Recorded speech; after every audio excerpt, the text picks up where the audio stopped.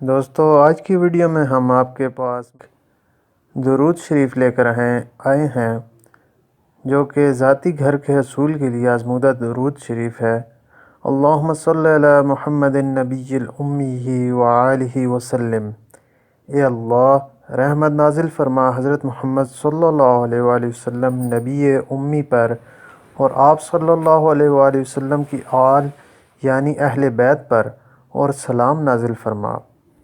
فائدے میں لکھتے ہیں، جو شخص اپنا ذاتی گھر چاہتا ہو وہ یہ درود شریف جمعہ کے دن بعد نماز عصر 1000 بار پڑھ کر دعا کرے تو اللہ تعالی محض اپنے لطف و کرم سے اس کے ذاتی گھر کا انتظام کر دیتے ہیں، اور رہائش کے حوالے سے انشاءاللہ وہ کبھی پریشان نہ ہوگا۔